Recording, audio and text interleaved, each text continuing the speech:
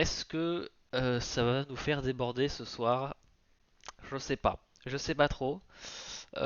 Ça Euh, veut dire oui, les gars. bah, en vrai, non, je sais vraiment pas. Ça dépend s'il va y avoir beaucoup de discussions ou pas. En attendant, j'étais pas vraiment sûr au début d'avoir beaucoup de choses à dire, et en fait, il y a quand même pas mal de choses à dire. En faisant la partie, je me suis rendu compte qu'il y avait des choses à dire quand même sur ce trailer pour le prochain film, hein, voilà, Spider-Man Brand New Day, qui, on l'espère de tout cœur, n'aura rien à voir avec le comics du même nom, parce que sinon on va tout faire péter. Euh, qui sortira donc fin juillet aux États-Unis, probablement 2 jours avant chez nous en France, hein, comme c'est le mercredi. Euh, voilà, rien de. Un film Sony, mais qui fait partie du MCU. On sait bien qu'il est dans le MCU, on va avoir l'occasion d'en reparler.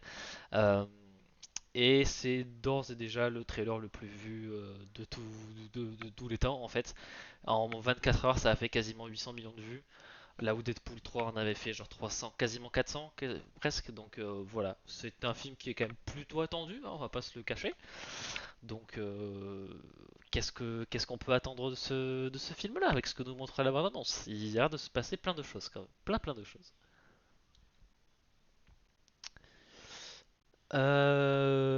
Alors premier point, ça fera peut-être beaucoup plaisir aux fans, aux vrais fans de Spider-Man. Il a l'air d'en chier sa race le Peter. Et ça finalement, est-ce que c'est pas ce qu'on a tous envie de voir? Peut-être que si, c'est un peu, voilà, on se nourrit de sa misère à ce pauvre petit. La première trilogie, c'était beaucoup de, je suis un peu limite le Iron Man Junior et j'ai les petites roulettes sur mon vélo, et là on les a enfin enlevées. Et on a vraiment un Peter qui est à l'université, en déj de thunes, de logement, de loyer, tout ce que vous voulez, enfin, le combo classique. Euh, Moi personnellement ça me fait plaisir parce que c'est vrai que le côté de j'ai toujours un petit peu la technologie Stark pour m'aider. Ça fonctionnait bien pour le message du premier film, c'était devenu assez redondant à partir du deuxième. Donc voilà, il est enfin seul avec lui-même, et c'est pas mal. Euh, on a aussi quand même quelque chose qui a quand même l'air de vouloir dire qu'il va probablement passer aux toiles organiques. C'est pas dit explicitement, mais bon, on le voit dans un cocon réémerger, je sais pas quoi, il y a des toiles partout chez lui. Voilà, il y a l'air ouais, quelque chose se passe avec lui. On le voit un moment dans un plan, il y a ses pupilles qui deviennent toutes noires, etc. Et il y a des arcs dans les comics où il a déjà passé enfin passe des épreuves, mais voilà, il a subi des métamorphoses, des mutations vis-à-vis de son statut d'homme araignée. Et là, on a l'air d'être un petit peu sur le même schéma, où il a l'air de traverser une période assez chaotique. Donc, est-ce qu'il va passer aux toiles organiques comme Tobey Maguire, comme certaines périodes des comics Marvel? Bonne question. Voilà. Donc, on sait pas trop. Bah, il me semble que c'est aussi oui, dans la série animée des années 90, il y a un arc où c'est un peu le même délire où ouais, il devient une araignée quoi. Il a genre 4 bras ou je sais pas quoi, si je dis pas de bêtises. Il en a 6 même, je 6, bon crois bah bien. voilà. Donc voilà. Donc est-ce qu'on va avoir un truc un petit peu comme ça? Alors je pense pas qu'ils nous feront le coup de l'araignée à 6 bras et machin. À voir. Mais en tout cas, on a vraiment l'air d'avoir un changement au niveau de Peter lui-même, au niveau de ses pouvoirs, de sa personnalité, etc. Euh, la bande-annonce nous fait aussi quelques. Je pense que ce sera lors d'un montage qui dit que Spider-Man est en activité depuis plus de 4 ans, je sais pas quoi, parce qu'on a dit que le film se passait 4 ans, je crois, il me semble, après la fin de No Way Home. Donc je pense qu'on va avoir un petit montage où on va le voir faire plein de trucs, être l'araignée sympa du quartier.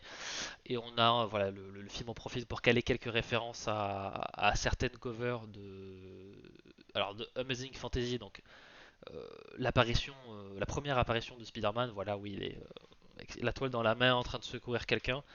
Euh, et aussi une autre où c'est Tarantula, donc la tarentule. Voilà. Donc voilà, on place quelques easter eggs sympas qui donnent des images assez cool. Mais voilà, qui sont vraiment là pour les gros nerds comme nous, ça tombe bien, on en parle là, donc c'est ça a fonctionné.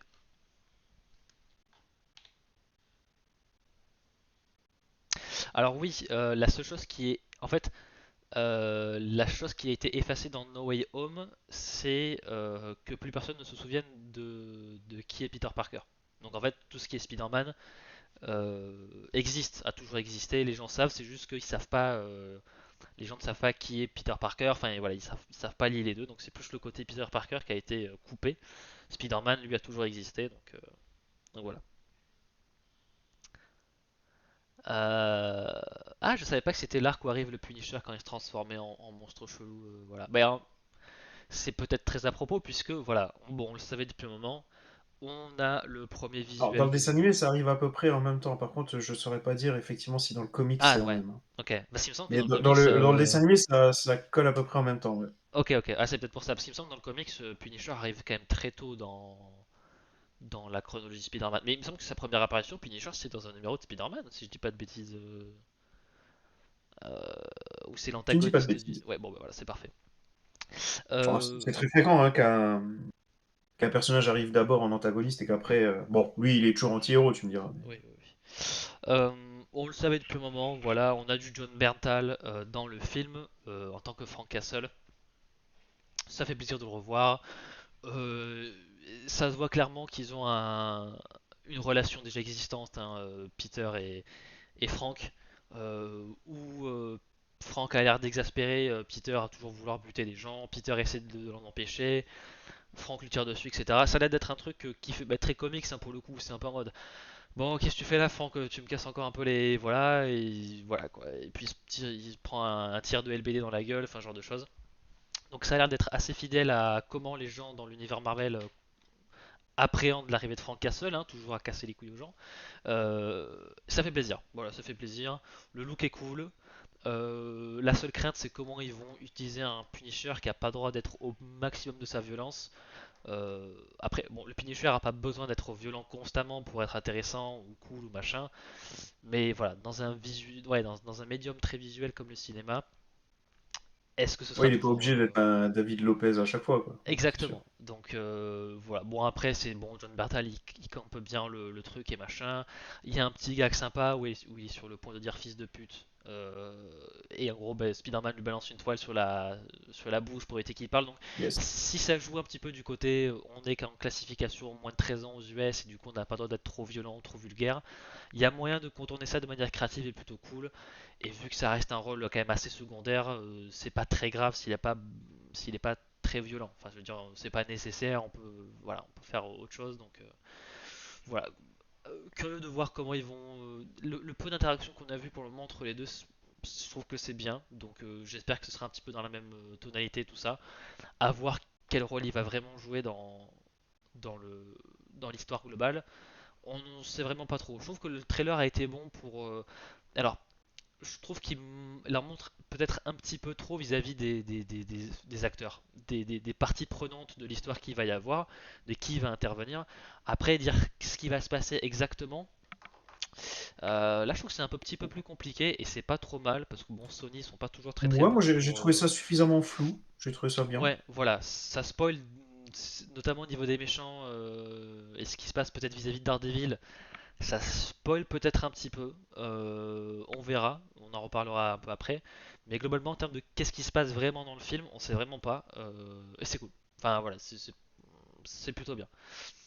Après, je sais pas si tu vas en parler à un moment ou à un autre, mais mine de rien, pour une fois, on se focalise quand même vachement sur Spider-Man, Ah oui, oui, oui. justement. Oui, oui. J'avais pas fait de point précis, mais oui, c'est vraiment. D'habitude, c'est vrai que nouvel opus dit surtout nouveau vilain, et on part du principe que le héros, on le voit tout le temps, donc c'est vrai que souvent, dans les bandes annonces, on tourne tout ça à chaque fois autour du vilain. Tandis que là, bah non. Franchement, c'est vraiment Spider-Man à fond, quoi.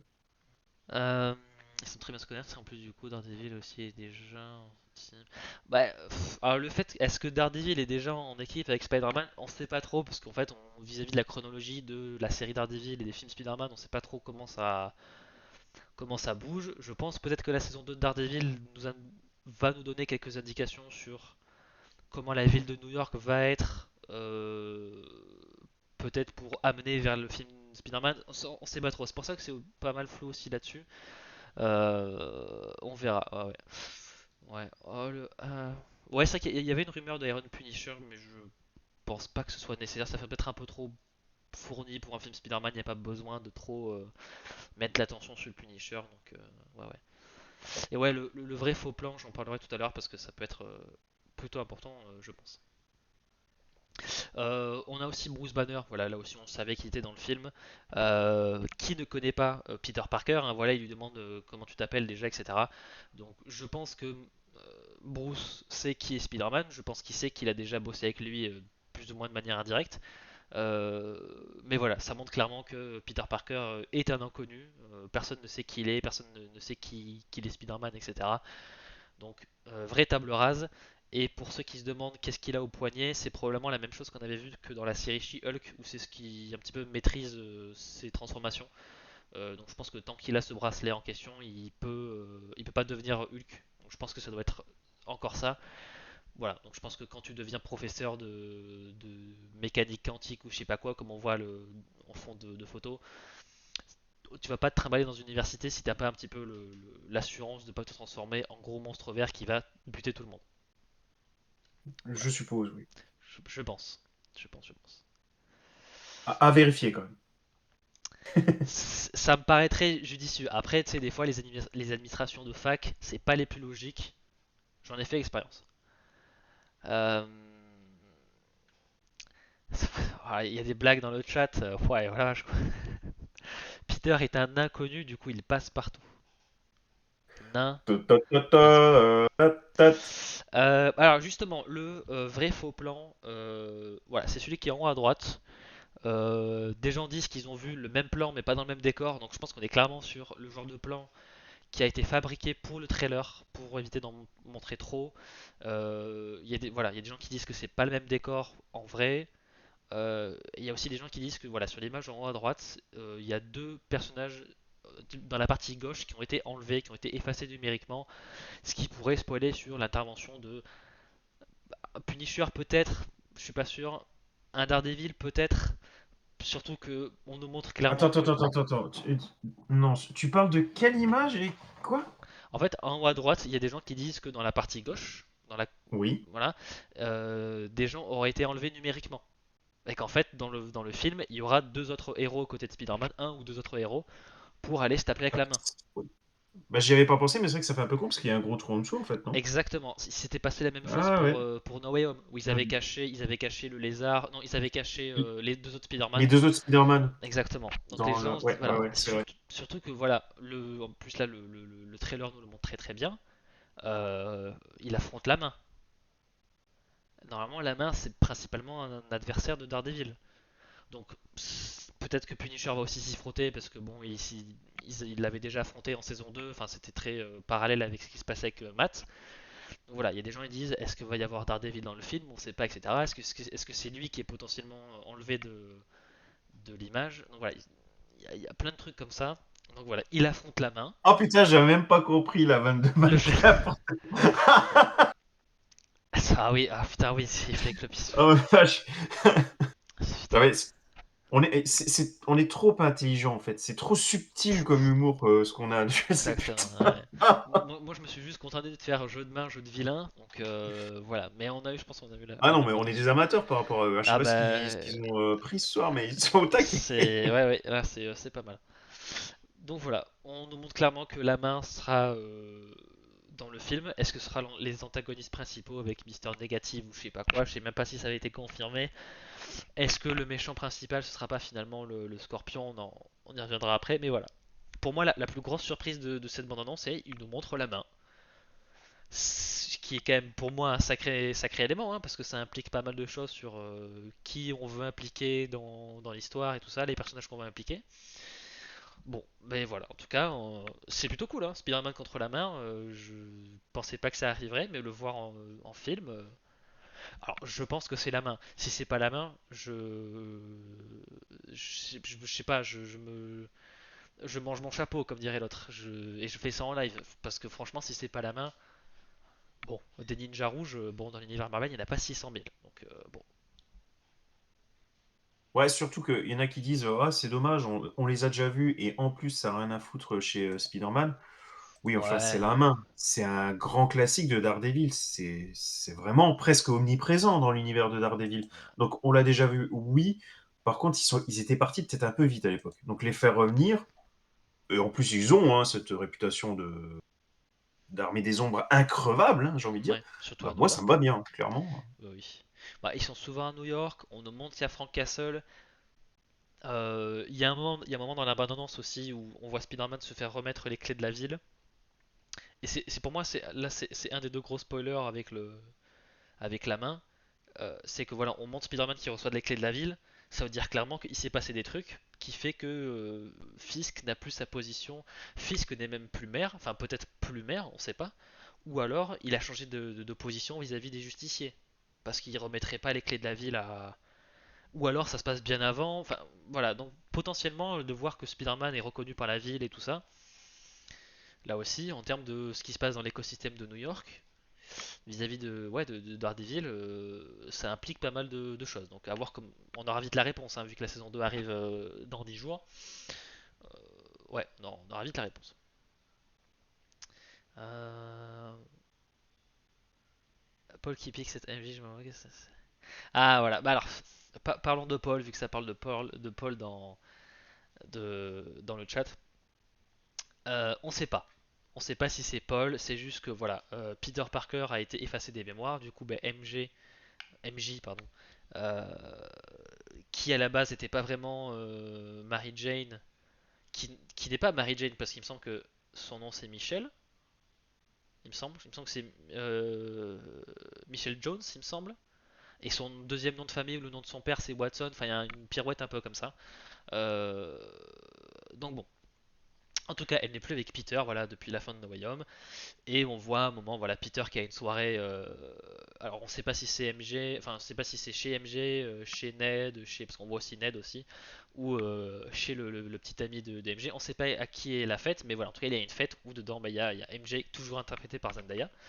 Euh, et on la voit clairement, voilà, en couple avec quelqu'un d'autre.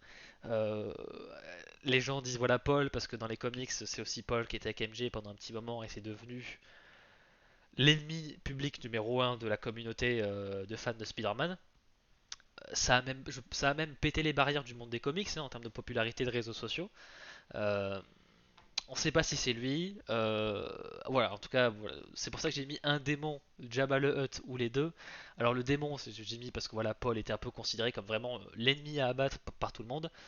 Jabba le Hutt, je l'ai mis parce que, en tout cas, le personnage du petit ami de MG est interprété par Eman Esfandi, qui joue Ezra Bridger dans la série Ahsoka. Donc Ezra Bridger qui était un personnage de Star Wars à la base dans la série Star Wars Rebels, ou dans la série, un de ses alias pour un petit peu le monde des contrebandiers, c'était Jabba le Hutt.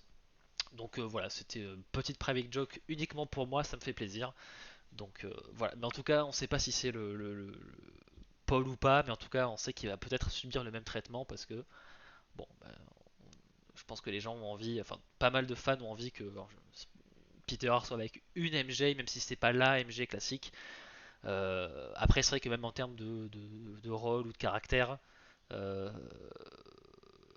peut-être qu'elle se rapproche plus d'une Gwen Stacy, je sais pas trop.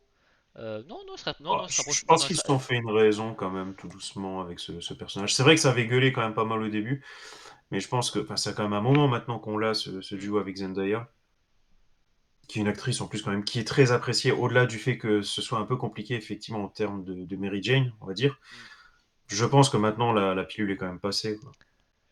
Oui, oui, moi j'avoue, à une époque, ouais, c'est un peu dommage mais bon, on a déjà dû. Enfin, en fait, le problème c'est que la MG de Sam Raimi se comportait plus comme Gwen Stacy des comics, et la Gwen Stacy des films The Amazing Spider-Man se comportait plus comme la Mary Jane des comics.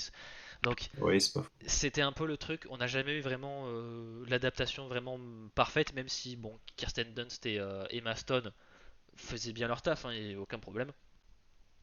Euh, voilà, c'est un peu dommage qu'on ait jamais eu vraiment d'adaptation un peu fidèle de ces personnages-là, mais je trouve l'alchimie entre les deux fonctionne bien entre Peter et enfin entre Tom Holland et Zendaya, logique. Ils sont mariés et femmes maintenant, ou en tout cas ils sont fiancés, donc voilà, la romance fonctionnait bien, on y croyait tout ça.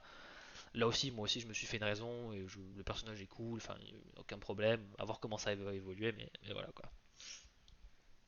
Ouais, Michel Jones, tout à fait, voilà, c'est ça. Euh, Paul Desmembray, non, peut-être que Paul aura pas ce sort-là quand même, mais on verra. Il me tarde parce que ça pourrait être drôle, je pense. Euh, En nouveau personnage, on a aussi un personnage interprété par Tramel Tillman que j'adore. J'en ai déjà parlé quand j'avais parlé de la série Sévrance, où il joue un petit peu le rôle de manager intermédiaire qui fait très employé de bureau bien chiant, hein, voilà, comme tout le middle management, hein, comme on dit en anglais. Il était aussi dans Mission Impossible, le dernier, où il jouait le capitaine de sous-marin. Il avait peut-être parmi la meilleure réplique du film. Donc voilà, un acteur que j'aime beaucoup et je crois qu'il joue un rôle, enfin un personnage assez peu trop, enfin ouais, pas hyper important, assez tertiaire des comics, qui a un lien avec la répression des mutants. Euh, bon, tout ce qui est mutant, mutation, enfin voilà, c'est abordé de manière plus ou moins directe dans la bande-annonce quelques fois, donc à voir. Mais très content que cet acteur soit là parce que j'adore. Enfin, c'est très très bon acteur, donc c'est cool. Euh, Ah oui, non, non, je pense pas qu'ils feront l'erreur de la tuer comme Gwen Stacy. Je pense pas. C'est vrai que je m'étais pas fait la remarque, mais on a très peu de méchants en fait dans la bande-annonce. C'est très de manière très, voilà, c'est 2-3 secondes et puis c'est tout. On a beaucoup autour de ce qui se passe autour de Peter, de MJ, de Ned et tout ça, de ce qu'il fait en tant que Spider-Man, mais les méchants, on en a pas vraiment beaucoup. Euh, Même pour un méchant qui, je pense, va être peut-être le méchant principal du film, ou en tout cas une menace assez sérieuse d'un point de vue physique adversaire, euh, avec le Scorpion, qu'on n'avait pas revu depuis Homecoming. Donc ils ont Ouais, c'est vrai que tu enfin clignes des yeux, tu le vois pas. exactement qu'on avait vu pour la dernière fois dans Homecoming où il parlait au vautour. C'est cool de le revoir parce que Michael Mando c'est un très bon acteur. Si vous avez fait Far Cry 3, vous savez que c'est un très bon méchant. Qui peut être très intimidant, très divertissant, etc. Si vous avez vu Better Call Saul, vous savez aussi que c'est un très bon acteur. Donc voilà. Donc pour le coup, l'acteur, il n'y a aucun problème à voir ce qu'il va faire dans le film. L'armure, un petit peu dommage qu'il n'ait pas donné de casque, mais je comprends qu'ils l'ont pas fait. Ils sont un peu toujours réticents à mettre des casques sur des acteurs. Peut-être qu'il l'aura au final, hein, dans sa forme finale ou je sais pas quoi. Mais c'est bien Oui, de voilà, bien il peut peut-être l'enlever, ouais. plus tard exactement. Mais bon, en tout cas, il a bien une armure qui lui donne une sorte de queue mécanique pour taper Spider-Man. Ce qu'il fait dans la bande-annonce, de manière très furtive, mais il le fait. Voilà, pour le moment, du peu qu'on voit de l'armure du Scorpion, rien à redire, ça a l'air de faire très bien le travail. Il y a un petit côté insomniaque dans le truc, c'est un très armure métallique, etc. Mais bon, à l'écran ça fonctionne, donc j'ai pas trop m'en plaindre. Donc hâte d'en voir plus parce que si Michael Mando a vraiment l'occasion de déployer son potentiel, ça pourrait être un méchant très très cool. Et la barre est plutôt haute parce que Michael Keaton en vautour. Peut-être qu'un jour on publiera la vidéo qu'on avait faite sur la trilogie. Je sais pas si c'était que sur Homecoming ou sur la trilogie de Tom Holland, mais on en avait dit que du bien. C'était un bon méchant. Et puis là, pour Scorpion, c'est vrai que le pauvre, ça fait un moment qu'il attend maintenant, C'est Peter, vrai, hein. il est un peu au placard pendant longtemps. Au moins, il est pas comme le vautour de Michael Keaton qui s'est retrouvé dans l'univers de Morbius pour mourir. Donc voilà, c'est déjà ça. Euh, on nous montre des choses qui sont probablement liées. Alors, à des méchants, peut-être pas pour tout le monde. En tout cas, l'image en bas à gauche, il y a des gens qui disent que c'est peut-être le. Comment ça s'appelle Fuck. Qui disait que ouais, la couleur un petit peu verte et jaune, ça pouvait faire un peu choqueur. Je sais pas qui mettrait dans ce rôle-là. Après, on nous a déjà mis des pistes, des sortes de semi-choqueurs dans le tout premier film. Je sais pas trop. Je sais pas si c'est vraiment quelqu'un d'autre ou si ça peut être le personnage de Sadie Sink ou quoi que je sais pas trop. Moi, je pense que c'est plus le personnage de Sadie Sink. puisque voilà, la sorte de veste verte, on la voit aussi sur les deux autres images en haut, euh, dans la sorte de pièce enfermée par des sortes de volets de bois, on sait pas trop ce que c'est, qui est aussi attachée. Et j'ai l'impression que vu la taille des poings, ça m'a l'air d'être un plus un corps de femme, genre ça paraît très épais. Bon, je dis ça, mes poings à moi, mes poignets à moi sont tout fins aussi, hein. Je suis fin C'est comme pas très 2026 comme phrase, ça, hein, Martin. c'est pour ça que je dis je suis tout fin aussi, et on pourrait croire que, enfin voilà, c'est pas parce que t'as les poignets fins ou tout ce que ça que t'es forcément une femme. N'empêche que je vais quand même faire ce pari parce qu'on sait qu'elle est dans le film et on sait que bon, à mon avis, elle aura un rôle quand même relativement important. C'est quand même une grosse star et tout ça. Donc bon, au vu des deux images en haut avec la sorte de veste verte et tout, je pense que c'est aussi le personnage du bas. Donc bon, je pense que ouais, voilà, il y a un truc aussi. Alors Bishop dit un homme aurait pas ses jambes comme ça sur la chaise. C'est vrai que les hommes ont pas vraiment tendance à rapprocher leurs cuisses quand ils s'assoient. C'est pas des réflexes qu'on a parce qu'on n'a pas le truc des jupes et machin tout ça. Donc voilà. Donc élément de plus qui me fait me dire que je pense que c'est vraiment Sadie Sink ou en tout cas que c'est une femme qui est sur le fauteuil. Donc et vu qu'il nous montre pas son visage, je pense qu'ils veulent garder un petit peu le mystère, le secret, tout ça. Donc je pense que c'est son rôle à elle. Euh, voilà. Donc voilà. Bah oui, Max, c'est un peu caricatural, mais c'est vrai que les hommes, on n'a pas le réflexe de se rapprocher les cuisses pour pas qu'on voit notre entrejambe parce que ça nous arrive quasiment jamais. Enfin, on a toujours des pantalons ou des shorts ou des machins. Donc c'est pas, on peut le faire, mais c'est moins commun. Donc bon, on verra. Peut-être que je vais me tromper, mais c'est le pari que je fais. Et si c'est pas le cas, vous pourrez me traiter de sexiste. Je sais que dans mon cœur que ce n'est pas vrai. Donc voilà. Euh, Alors, euh, le personnage de Sadie Sink, justement, on sait toujours pas qui c'est. Il y avait des rumeurs comme quoi c'était Jean Grey, comme quoi c'était un personnage Léo Punisher, etc. J'avoue que la théorie de Jean Grey, ça me fait le plaisir parce que bon, c'est une X-Men et machin. D'un côté, je me dis c'est peut-être mieux de la garder pour un film X-Men. Voilà. Après ça, je sais pas trop. Il y a quand même un élément qui me paraît assez étrange, c'est qu'il y a une séquence dans la bande-annonce où en plus qui est narré, il y a une sorte de voix off par Keith David. Donc je ne savais pas que Keith David était dans le film. Euh, donc je sais pas si ce serait un vrai personnage dans le film ou c'est juste une voix de voix off qu'on entendra dans le film et machin et ça n'a aucune importance. J'espère qu'il sera dans le MCU parce qu'il est vachement cool. Keith David, il a joué dans Community, il a joué dans The Thing, c'est l'un des deux derniers avec Kurt Russell à la fin de The Thing. Childs, je crois qu'il s'appelle, dans The Thing, si je dis pas de bêtises. Euh, donc voilà, très bon acteur qui était aussi le Anderson dans Mass Effect. Donc un acteur que j'aime beaucoup. Voilà. Donc bon, la théorie de Jean Grey, pourquoi pas. Je suis pas sûr que ce serait cool de voir Jean Grey, voilà, voilà. Mais pas sûr que ce soit la meilleure option. Par contre, c'est vrai qu'il y a des éléments qui supportent cette théorie, puisque voilà, il y a une séquence, voilà, quand Keith David fait ses trucs sur le discours de l'araignée qui revit, machin, tout ça.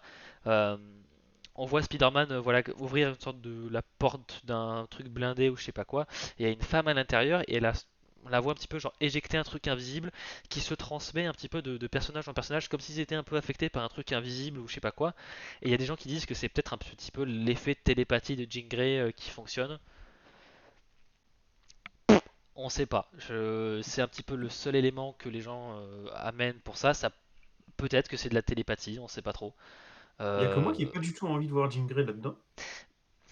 Bah, en fait, moi j'avoue que ça ferait plaisir de voir Jean Grey parce que on verrait Jean Grey dans la MCU et c'est cool, mais je suis pas, pour moi c'est pas la meilleure option de l'introduire ici en fait. C'est ça qui me ferait, qui serait dommage en fait. Ah bah, moi, c'est ça, je veux dire, Ah Jean ouais, Grey, ouais, ouais. bon, aucun problème, mais Jean Grey, là, non, enfin, Pour moi c'est pas le plus logique. Il y a des éléments qui disent que, enfin qui, voilà, comme ça, qui peut-être que c'est ça. Après voilà, donner un gros rôle comme ça à une actrice comme Sadie Sink qui a quand même le vent en poupe, là aussi c'est pas déconnant de ce point de vue-là. Après c'est pas la première fois que Marvel donnerait un rôle complètement insignifiant et jetable à une actrice hyper connue. Ils l'ont déjà fait dans le passé, donc bon, on sait pas trop. C'est un petit peu l'élément inconnu. On la voit même pas dans le trailer à part ça, donc bon, ils veulent garder un certain truc de mystère là-dessus. Pourquoi? Est-ce que c'est parce que c'est une grosse révélation ou pas? Ça, spéculation, spéculation. Hein, donc bon, voilà. Euh, Ah, ça va être gros, hein, mine de rien. Si effectivement ils se font chier à garder le suspense, Ouais. c'est Ah, pas pour eux. trop jeune pour Jean Grey, pas sûr, hein. Enfin, le truc c'est qu'en fait, si tu fais un film X-Men, il faut prendre des gens jeunes, quoi, parce que sinon ça n'a pas d'intérêt.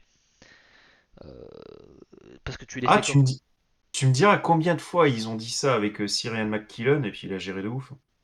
Et il est encore là, en plus. Non, mais Magneto, il a pas besoin d'être jeune. Mais Bah non, mais l'acteur était quand même assez âgé dès le premier X-Men en 2000 et on partait du principe que du coup tu peux pas faire 50 films avec un acteur aussi âgé. C'est pas oui, par rapport oui, au personnage en lui-même, c'est plus par rapport à l'avenir de la saga, quoi. oui. Ça, oui, mais moi c'est plus une question de si tu veux vraiment faire un vrai reboot des X-Men, tu les montres comme si tu veux vraiment faire un plan sur le long terme, tu les montres en tant que jeunes étudiants, genre fraîchement diplômés de le truc Xavier, et ensuite tu les développes en tant que voilà, et tu les fais vieillir en même temps. D'où le fait que tu as besoin d'avoir des personnages jeunes, parce que je trouve d'un point de vue scénaristique, les faire commencer déjà comme établis, tout ça. Autant dans les comics, on n'a pas besoin de les revoir passer à l'école parce qu'on les a déjà vus 1000 fois, autant en film, on les a jamais eu vraiment comme jeunes jeunes, ils ont toujours eu le rôle de professeur. Donc voilà. Après oui, si on veut que les X-Men soient un petit peu plus l'équipe de professeurs comme on voit dans les films d'avant, etc. Oui, là elle est un peu jeune. Mais ça après, on n'a pas beaucoup d'infos sur le film X-Men. Donc voilà. Et vu l'avancement du projet X-Men dans le MCU, là aussi, la piste Jean Grey, ça me fait douter là-dessus, mais bon, on verra. On verra, on verra. Et oui, on verra bien en fonction de qui cast au final dans les films X-Men. Oh, et les images là-haut. Qu'est-ce qui se passe? On va refresh? T'as juste à actualiser. Oui, voilà. Ouais, ouais, ouais. Bah, Mais du bon. coup, je vais meubler. J'en profite pour dire que déjà, la seule image qu'on voyait, donc c'est-à-dire l'œil de Tom Holland dans le masque avec sa respiration, elle était ouf. C'était génial. Tout à fait. C'était justement le point que je voulais aborder, c'est que pendant fait maison, là c'est pas ma faute. Ah pour le coup c'est pas ma faute. Les images étaient là, c'est juste qu'elles ont pas chargé. Je sais pas pourquoi, mais voilà. C'est vrai que ça pourrait être Kitty Pryde, mais c'est vrai que Kitty Pryde est plus logique parce qu'elle a une vraie relation avec Spider-Man, notamment dans l'univers Ultimate. Mais bon, je les vois mal introduire Kitty Pryde dans un film Spider-Man, encore plus que Jean Grey, donc bon. Je pense que Jean Grey a aussi un truc avec Spider-Man dans les comics Oh, Ultimate, puis hein. physiquement, elle me fait pas penser à Kitty Pryde, mais Ouais, là, moi aussi. Mais bon, après, on sait pas, hein. Tu la teins en brune et voilà quoi. oui, puis tout peut changer, c'est sûr, mais en tout cas, là, à froid, c'est vrai que tu me dis, tu me donnes l'actrice, tu me dis à quel personnage de comics tu penses.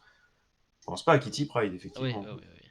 Après, la capacité psychique, enfin, télépathie, tout ça, c'est moi qui spécule que ce soit ça dans la bande-annonce. C'est peut-être que c'est pas ça et que du coup, ça peut quand même être Shadowcat et tout ça, mais bon. Euh, alors oui, je me suis quand même longtemps plaint de la qualité graphique des films de John Watts sur Spider-Man, qui était quand même assez plate, pas belle, assez inintéressante, qui a jamais vraiment très bien mis en scène les scènes de balancement de toile et tout ça. Euh, ah ouais, peut-être que ce sera l'homme négatif ouais, qui les possède, c'est pas possible. Donc voilà, niveau graphique et production, j'ai jamais été un grand fan même de photographie, j'ai jamais été un grand fan, j'ai même été un détracteur des films de John Watts que je trouvais vraiment pas au niveau. Euh, ouais, décevant sur les Spidey, hein, John Watts selon moi. Et là, voilà, le changement de réalisateur, globalement, on est dans la bonne direction. Il y a de l'amélioration. Mais tout n'est pas bien pour autant, en tout cas dans cette bande-annonce, il y a des trucs qui me vont pas trop. Pour le coup, le plan dans le masque, oui, je suis d'accord, là aussi c'est un truc qui m'a marqué en bien. C'est cool, c'est vrai que il me semble pas qu'on ait eu de plans comme ça jusqu'à présent dans n'importe quel film. On a eu des plans un petit peu première personne où on les voyait vraiment à la place des yeux du Spider-Man, mais on n'avait pas vraiment de plan dans le masque. Donc plutôt cool. Donc voilà, il y a des trucs de mise en scène qui sont cool. Les scènes d'action ont l'air assez bien chorégraphiées, assez bien filmées. Même les scènes de balancement aussi, le peu qu'on voit, ça va être un petit peu plus chaotique, un peu plus fluide, tout ça, ça a l'air beau. Enfin, ça a l'air bien, je dis chaotique, mais vraiment dans le bon sens. Euh, voilà, voilà, Matt le dit, il y a pas mal de plans qui sont pas encore finis, donc ça c'est des choses qu'il faudra juger voilà. Après, bon, quand tu montres une bande-annonce, t'es censé avoir un truc un peu, voilà, euh, montrer des plans qui sont quand même proches du résultat final. Voilà. Après le jugement final, on le regardera pour le film. Euh, Il y a notamment aussi un plan avec Peter et MJ sur un toit. Ça se voit que c'est pas un vrai toit et c'est un peu dommage parce que notamment les films de Sam Raimi, t'avais vraiment une atmosphère, une texture palpable au décor qu'on retrouve pas tout le temps. Ça rend mieux quand même hein, que les films de John Watts, je trouve. Mais voilà, il y a quelques trucs dans la photographie de certains plans qui sont assez fades, etc. Voilà, il y a des trucs un peu fond vert qu'on voit encore un peu trop, surtout au niveau de la lumière, comment c'est éclairé, tout ça. C'est mieux, mais pour moi, on n'est pas encore là tout à fait. Et il y a quelqu'un qui a remarqué, voilà, quelqu'un qui disait pourquoi le plan, donc c'est l'image que j'ai mis en bas, pourquoi le plan perturbe. Il y a un truc qui fait pas beau avec le plan, et c'est un truc au final que, oui, hein, j'ai déjà évoqué sur la chaîne, je sais plus à quelle occasion. Euh, mais voilà, c'est pour ça que j'ai aussi mis l'image de David Lynch qui joue le réalisateur John Ford, qui dit où est ce putain d'horizon. Ça provient du film The Fablemans de Steven Spielberg, qui est plus ou moins autobiographique, où le personnage de Spielberg dans le film va voir John Ford pour lui demander des conseils pour devenir réalisateur et tout ça. Et en gros, John Ford lui dit, donc c'est quand même un vieux aigri, rabougron, enfin qui, hein, et en gros il dit la seule chose que tu as besoin de savoir c'est regarde ce tableau et dis-moi ce qui va ou ce qui va pas, ou parle-moi de ce tableau. Et en gros la seule chose à retenir c'est quand l'horizon est en haut c'est intéressant, quand l'horizon est en bas c'est intéressant. Si l'horizon est au milieu, je vais y arriver, pas au milieu, est au milieu, c'est ennuyeux à mourir. Regardez où est l'horizon sur le plan. Putain, c'est radical, quoi. Et alors c'est caricatural et pas tout le temps vrai, mais c'est aussi plutôt pas mal vrai. En général, les plans où l'horizon est pas dans l'axe vraiment pile au milieu, c'est toujours mieux et plus intéressant. Et je dis, c'est un peu caricatural, mais c'est aussi un peu vrai. Et je pense que le plan serait beaucoup plus intéressant si l'horizon serait à un autre endroit. Il y a d'autres choses qui vont pas dans ce plan, mais globalement, même en termes de composition, voilà. Donc, sur la bonne voie, mais il y a encore de la marge de progression. Mais globalement, je trouve qu'on a quand même gagné au change à ce niveau-là. Donc, voilà. Donc, voilà. Globalement, bon trailer. On se concentre bien sur Peter Parker. Ils ont l'air de mettre beaucoup de choses dans le film. Est-ce que ça va être trop? Ça, là, on aura la réponse qu'en juillet. Mais globalement, je trouve qu'on a vraiment ouais, on a vraiment sur un nouveau souffle, sur un Brand New Day, hein, une toute nouvelle journée. Pour le coup, je trouve que le titre est bien pertinent parce qu'on a vraiment l'impression de voir une autre patte, une autre direction artistique. Plutôt intrigué, plutôt hypé, hein, globalement. Le film a l'air pas trop mal hein, quand même, donc franchement, j'étais déjà. Enfin, j'allais voir le film quoi qu'il arrive, mais globalement, je trouve que l'abondance montre quand même pas mal de choses, montre qu'il y aura plein d'éléments dans le film, sans forcément trop en dévoiler, si ce n'est quelques spoilers, mais ça faut vraiment faire gaffe, faut vraiment analyser le truc comme moi je le fais, donc forcément je me spoil un peu plus. Mais en tout cas, ouais, bon trailer et j'espère bon film. Ce serait bien, ce serait bien. Ouais, rapidement, moi, plutôt satisfait aussi, je dois bien avouer. Alors, ça fait beaucoup de personnages, hein. Là-dessus, je suis Ouais, totalement d'accord avec toi. Moi, ça me fait peur. Ça fait vraiment beaucoup, beaucoup de personnages. On a tendance à dire, parce qu'on l'a vu par expérience, hein, dès lors que tu multiplies les super vilains dans un film, ça part mal. Alors Spider-Man là, c'est 3. pas vraiment la même chose. On peut pas vraiment dire qu'on a le problème de Spider-Man 3 où tu as trois super vilains qui se partagent l'affiche. Où là, c'était un véritable problème pour Spider-Man 3. Là, c'est pas le cas. Mais tu as à la place une multitude de petits personnages, vu comme c'est parti, qui vont être plus ou moins importants, ça va être un peu compliqué. Alors, je pense que certains, ça va sentir le simple caméo, peut-être pour amener un peu de cohésion ou tout, pour renforcer encore le côté univers partagé, même si clairement, je pense plus vraiment qu'on en ait besoin maintenant. Enfin, c'est qu'une nécessité en tout cas. On sait que l'univers est partagé. Des petits clins d'œil, ça c'est sympa. Peut-être une apparition ou deux comme ça, c'est plutôt sympa. Mais t'es pas obligé d'en faire des caisses à tous les films maintenant. Je pense clairement qu'on est passé à autre chose. Donc du coup, c'est vrai que cette approche me fait un petit peu peur. Euh, Content de voir que Tom Holland est toujours aussi en forme. Franchement, il est quand même assez incroyable physiquement. Toujours aussi satisfait de notre ami Punisher. Je suis content de le voir Van. C'est vrai que tu n'as pas fait de parenthèse sur le Van, mais C'est vrai, il a c'est son quand même van. un objet important quand même pour le personnage du Punisher et qui est quand même rarement mis en avant dans dans les adaptations. Donc là, on voit le van. Ouais, tu vas dire qu'il m'en faut peut-être peu, c'est vrai, mais je suis content. On a le van. On prend ce qu'on a. Et sinon, j'ai l'impression qu'ils vont mettre en place ce que j'avais dit lors de, ben, je sais plus à quelle occasion en fait on en avait parlé, mais j'avais expliqué que c'était pas forcément un mal le fait que le Punisher soit dans un film Spider-Man. On avait dit que ça allait peut-être être difficile de les faire cohabiter. Puisqu'il y en a un qui est clairement envers de l'adulte et l'autre qui est clairement envers du tout public. Mais moi, ce que j'avais dit, c'est que si ils ont l'approche à la Daredevil, où tu as plus une sorte de triangle, donc non pas les super-héros contre les méchants, mais une sorte de un contre un, là, ça peut marcher un peu mieux. Et visiblement, c'est ce qu'ils vont mettre en place de temps en temps. C'est-à-dire que tu as Daredevil, euh, le Punisher qui tape les méchants, Spider-Man qui tape les méchants, mais Spider-Man et Punisher qui se balancent des bastos aussi, parce qu'ils n'ont pas la même vision des choses. Alors, j'avais dit que ça n'allait pas marcher non-stop, que ça allait avoir ses limites, que tu peux pas Faire ça avoir éternellement. les personnages comme ça pendant 3 heures qui se foutent des bastos, et notamment à chaque fois que le Punisher veut dire une insulte. C'est pas possible. Ça marchait dans une scène de baston dans Daredevil, ça marchera une fois ou deux dans la série télé, mais ça aura ses limites. Mais même avec ses limites, s'il joue cette carte ne serait-ce qu'un peu, je pense que ça peut être une très bonne chose déjà. Quand même curieux. On est quand même tous les deux curieux de ce qu'on va nous présenter. Oh, oui, clairement. Après, c'est vrai que bah, c'est le nouveau statu quo qui m'intéresse, hein. Mm. Et je pense que c'est Ouais. aussi pour ça qu'ils ont mis en avant autant de scènes avec Peter Parker, avec Spider-Man, contrairement aux autres trailers, j'ai envie de dire. C'est parce que je pense qu'ils ont conscience que c'est ce que les gens attendent en fait, hein. Ils vont être vraiment curieux par rapport le fait que tout le monde ait oublié, bah, ça va se passer avec, du coup, avec MJ. Et bah, moi y compris, je suis curieux, j'ai hâte de voir ça, absolument.